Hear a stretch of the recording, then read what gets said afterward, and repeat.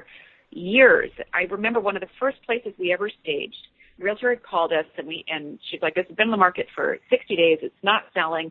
And we walk in, and the place was painted like a dark, I think it was burgundy, something like that. The whole place, stem to stern, everything was painted burgundy. And we walked in, and we're just like, you have to paint this. You have to paint this condo. Mm-hmm. And with much talking about the psychology of color, and it was vacant. It wasn't even furnished. It was just a vacant condo. And so we were going to paint it and stage it. And that's exactly what we did. We painted, we staged, we relisted, sold the first day afterwards. And the realtor was so stunned. And we said, sometimes people will walk into a property and just feel like something's off and really not even know what it is. Yeah, totally. And 9 times out of 10, it's the paint color. And it actually has a psychological effect on people and how people feel in a room. And then when we pick a paint color, so when you ask me how do I pick a paint color, it's important because there's a very different way we pick paint colors for staging as opposed to when people are living there. We're doing it for design. And so, tell us what the difference is. Yeah, really, really big, really, really important. So when we are staging it, we're creating a backdrop. What we're trying to do is we're trying to highlight the features in the home. So when I go into a home and I pick paint colors for it, I am looking at the colors on the floor. I'm looking at the countertop colors. I'm looking at the backsplash or cabinet colors. And I take that as my jumping off point to pick a really nice neutral color that's going to complement those items so that when people walk in, the countertops are going to pop. I want them to, especially if they're nice stone counters, I want them to be a feature now. And so I actually did a property with a condo, and it was sat on the market. So I walked in and I was staring at the kitchen. I must have stared at the kitchen for about 15 minutes. And I'm like, this kitchen is so off because it had cherry wood cabinets. It had a black, beautiful countertop. And it had this backsplash, which was actually a nice neutral backsplash, but it fought with the red that was in the cabinetry. So what I mean by fight, when the colors fight, it literally clashed. I looked at it and it just wasn't appealing to the eye at all. And it was a decent sized kitchen. There was nothing wrong with it. The colors were just wrong. And it looked terrible in the pictures when I saw it. So I walked in and I recommended something like we painted the cabinetry and I picked a paint color for the walls that was now going to complement, and it was actually a very light color so that those black granite counters were going to pop. And that's exactly what happened. And it looked fantastic in the pictures.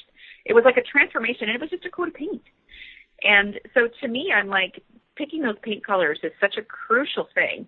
And people are like, oh, you paint cabinets, and isn't that weird? And, don't I have to gut the kitchen? I'm like, no, you don't. If the cabinets are in good condition, nowadays with paint products that are out there, you'd be absolutely shocked what you can paint. But I have painted melamine cabinets very successfully. And if you have a painter that knows what they're doing, it is such a wonderful way to upgrade your kitchen without having to gut it. And so I go that route time and time again because you get that instant update without having to fully renovate. And don't get me wrong, there are some kitchens where you really do need to renovate, right? Where you're like, okay, there's not much we can do here. They're falling apart.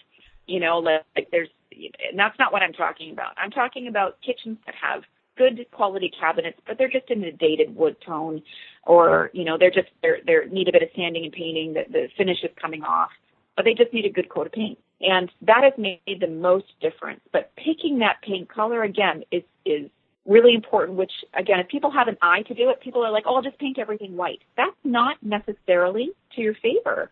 It's not necessarily going to do what you want it to do. It might be better than a purple wall or a blue wall. White is always going to be better than that, but the impact and the richness of having a color that complements it is the difference between sort of, as I said, having that white wall, which is sort of an easy fix, or ending up with a designed look of something that looks like it was always there and always meant to be there.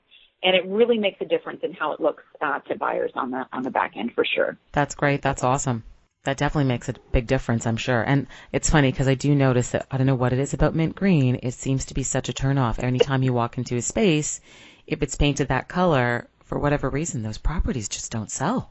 I'm telling you, here's my painting, my 3 colors that I will tell people: never paint your property. So at least if you're planning to sell it, I will say this. If you love them and they're your favorite colors, go to town, but be prepared to paint them when you're done. So the number 1 color that I have to repaint is peach. So anything that's peach, or if it looks sort of like it's that pinky, salmony kind of in that family, always have to repaint them. Mint green is on my top list. Mint green is the other one. And then my third one, I think, probably would be, so peach, mint green, and I think my third one, I'm fighting between two, but I think my third one would have to be anything that's like really dark burgundy or brown. So the chocolate browns and the burgundies, anything in those tones. So it was really popular in the 90s to do the, accent wall in like a really dark burgundy or do a brown room. And don't get me wrong, it could look really good in design. And this is what people will tell me. I'll walk in and I'll be like, okay, this looks great in here. I can see what you were doing. Really great taste. We're going to have to paint it to sell it. We need it to look light and bright. And they're like, but everybody that comes in here tells me that they love it. I hear that all the time. And there was a great staging show that I'd watched a long time ago. And actually they did a test where people walked into this house and they had these dark colors in it and people loved the way that it looked. But then they interviewed the people coming out of the house. And they said, okay, did you like what you saw? And they're like, oh yeah, I loved it. I thought it looked great. Would you do that in your own home? Oh no, no, I wouldn't do it in my own home. It's a little bit too daring for me. And that is 80 to a T. I tell you, it was 9 out of 10 people said they wouldn't do it in their own home. And it's true because most people will prefer neutral and are literally like, nervous about doing those daring walls, right? And I always think it's great when people do it. I'm like, good for you. I'm so glad you love color. Like colors, it can be fantastic. It can bring life to a space, but it's your taste. It's your color. It's what you like, and you've enjoyed it while you've lived there. And now you're not selling your house to you, right? You have to sell it to the mass market. And overall, even if someone who enjoys color walks into your home, they might not like your color, right? So I'm always saying neutral is by far, and most of the time, realtors will agree with me.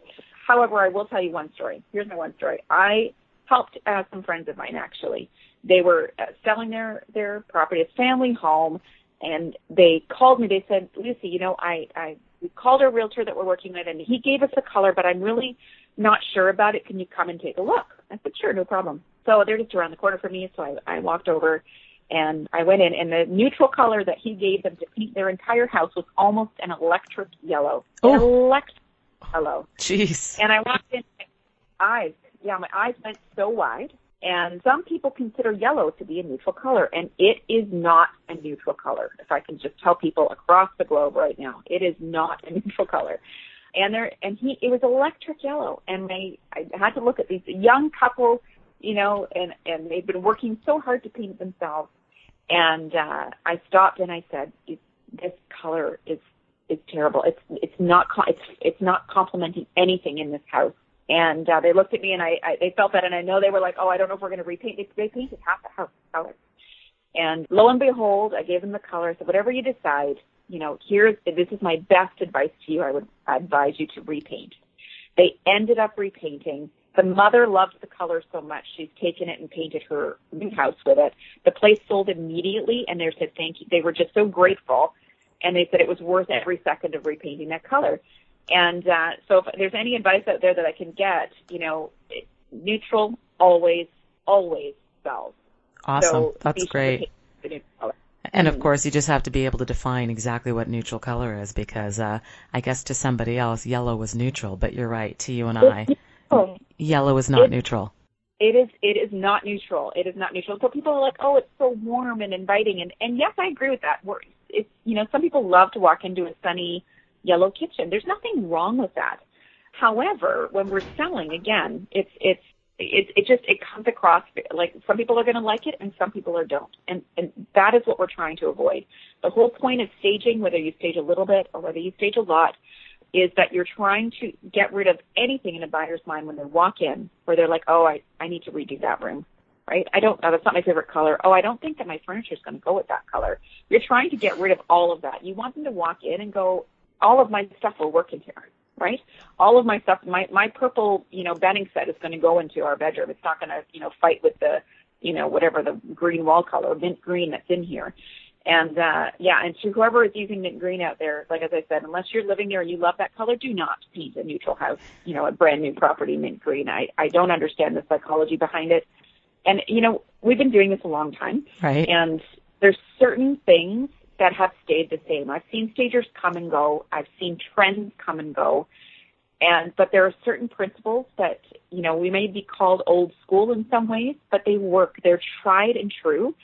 And that is one of them. One of them is, stick with neutral. Now, again, you're right. Neutral varies, but there's, that's why it's important to talk to somebody about what that neutral might be. But right now, like I've got some realtors that will use the same light, warm gray in every property that they do. And it works. It works. They found that neutral color that works.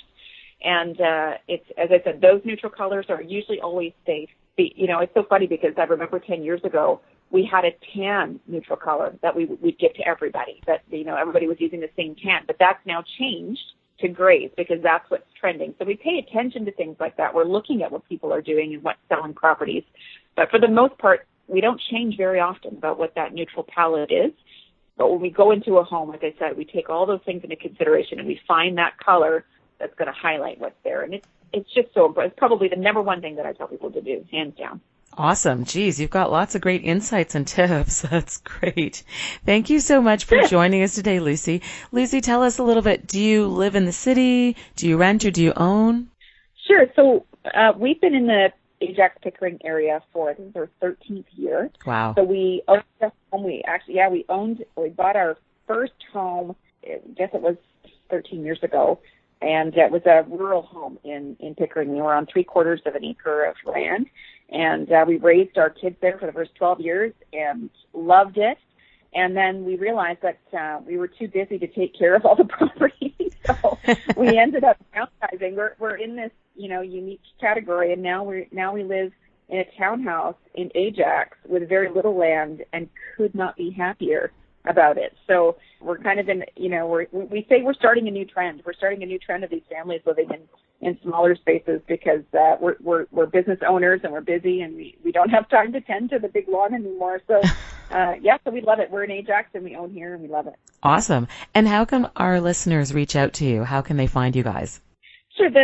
You can find us online. So our website is TorontoCondoStaging.com. And my email is my first name, Lucie, Lucie, at TorontoCondoStaging.com. Or you can call our main office line, 416-829-9298. We'd be happy to help. Awesome. Well, thank you so much for joining us today, Lucy. Lots of amazing insights. Oh, it was so fun. Thanks, Deval. Have a great day. Awesome. Thanks. Bye. Thanks so much for joining us today with some Toronto real estate market insights. You can visit my website at morrisonsellsrealestate.com, or to listen to more episodes, go to morrisontalksrealestate.com. Thanks so much for joining us. You've been listening to The Morrison Report. Hosted by Deval Morrison, sales representative for Bosley Real Estate Limited Brokerage, real estate investor and best-selling author, bringing you insights on the Toronto real estate market. Join us for another podcast.